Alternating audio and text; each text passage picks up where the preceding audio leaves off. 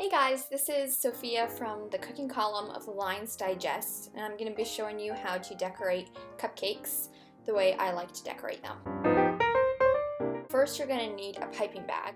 Next, you're going to need a 1M Wilton piping tip. It's a little bigger than the one that I'm showing you right now. You can also use a decorating coupler. These are really helpful because they allow you to put them in your piping bag and switch the tips without taking all the frosting out.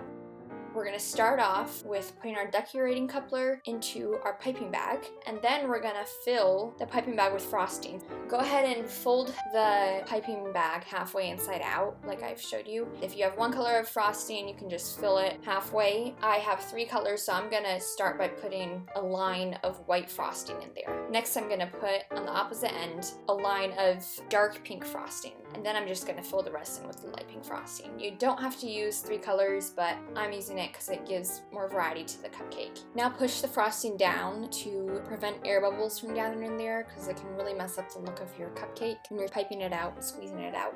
Get your piping tip and place it onto your decorating coupler, and then place the part that twists onto the decorating coupler right over it, so you have that tip sealed onto there, but you can also take it off at any moment. Before you start squeezing the frosting out, you twist the end to seal the frosting from going out the other end. So you want to have your thumb on one side and your first finger on the other side, and you want that to kind of pinch the end, and then the rest of your fingers should be pressing on the frosting to give yourself a nice grip so that you can squeeze it out comfortably without making a mess.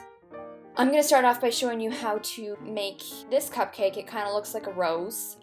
Place the piping bag directly above the cupcake and slowly squeeze, and while you're squeezing you can slowly turn around the cupcake. That'll make it nice and even. You don't want to go too fast and not too slow. If you go too slow, it might gather in clumps. If you go too fast, it might come off. You also want to make sure that your buttercream is not too cold and it's not too warm. If it's too warm, it will not keep its shape, and if it's too cold, it will be very hard to squeeze out. Our next one is going to be using the same technique but making a little smaller roses to make it look like a bouquet. Start in the middle and squeeze, and then slowly end it off nicely without making a mess. We're going to do that again right next to it, and two more times after that, and then we're going to do it in the middle. So here we have like 5 roses. I'm just going to do little squeezes in between there to fill it in and make it a little nicer. Next, we're going to make a basic cupcake look. Take our coupler off and put this new tip on. It's very similar to the Wilton open star tip. If it's bigger, it might look a little better. So this time you're going to start on the side at the very edge of the cupcake. Start squeezing and go around the cupcake. Slowly continue closing in around that, and at the very end, push down and then come back up. That'll give you that swirly look. You can also do the same thing with a big round tip. So you can see in the corner that I tried that with a smaller round tip, and it does not look very nice. I'm going to use a Wilton 57 tip. It's very similar to that tip. I like using this for this pattern that we're going to do coming up. So here we have like this flower type thing. So now start on the outside and squeeze, and then come towards the middle and release the pressure to make that petal look. Now we're going to do the same thing next to it and just keep going around the cupcake slowly. And there you go, we have one layer, and now we're going to do another layer, starting a little closer in, but still overlapping onto the other petals.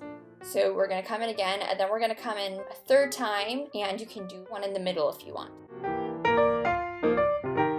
We're going to switch the tip again to a tip that's very similar to Wilton 352 leaf tip, and this is great for piping things that look like leaves. We're going to pipe this weird flower leafy thing, but we're using pink frosting. So I put this into my piping bag, and the dark pink frosting leads to the pointy end of the tip. It'll give the middle a dark pink look, and the outer edges will be light pink. And so now we're going to do something similar to what we just did before, but we're going to start in the inside and going outward.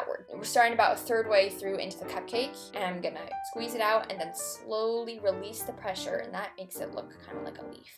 I'm gonna continue doing that next to it and keep doing it till we got our first row. Now I'm gonna come in and do a second layer, and I'm gonna start right before where the other one started. And finally, we're gonna do our third layer and continue until you've got this plant-like cupcake.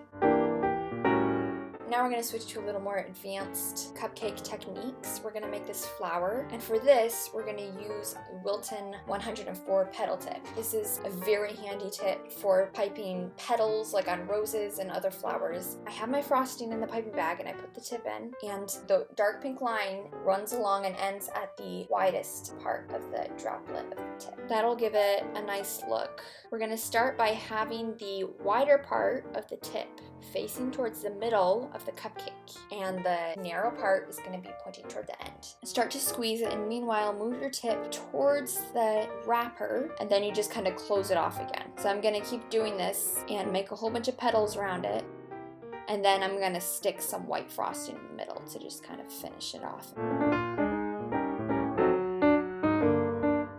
Now we're going to do a rose.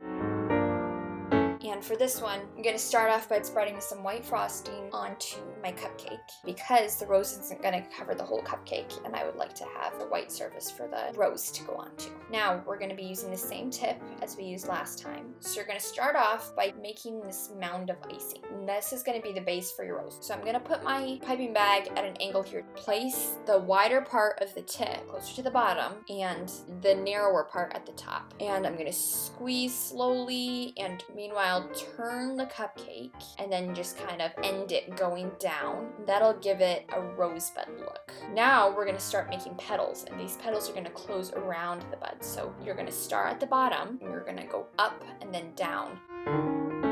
My frosting was a little too warm, so it was a little floppy and hard to work with. You want to make sure that your frosting is a little stiffer. Slowly, instead of closing over it, you're gonna make petals that just go straight up. And I'm gonna keep doing that. Then the last layer of petals are gonna be facing outward. You can stop whenever you want, and you can keep doing it further. So here we have it. Later, we're gonna add some leaves to it. Now we're gonna do the same thing, but it's gonna be a lot bigger. And I should have fixed the green frosting. It draws more attention than it should. So here we're gonna start with the same thing. We're gonna do a mound, and then we're gonna do a rosebud again. And then we're gonna start from the bottom and continue going up and down and keep moving the cupcake and finding different places to do it. It's fine if the first ones are messy when they start off and end, because you won't see them. The last petals will cover it up. So when you do the last petals, you don't want it to start very messily, otherwise it will be visible and it won't look very nice. You wanna have them facing outward. So there, now we have a nice rose. If you don't do a mound in the beginning, it'll look kind of like this flower that I did a while ago. And as you can see on this flower, I just kept spreading the petals out to give it a bigger look. And now to finish all of the flowers off, we're going to use this leaf tip again. You can also use other types of leaf tips, anything that you have. So I'm going to have the pointy part facing toward the cupcake and do the same technique that I did for that one flower and make a few leaves here and there. My frosting was way too warm, so it's a little floppy and not keeping its shape very well. And for the rose, we're going to also make a few leaves, and for the bigger rose. And there we have it. Thanks for watching this tutorial. I hope you learned new techniques for your next batch of cupcakes. And don't forget to check out the Logos Online School Cookbook for more recipes.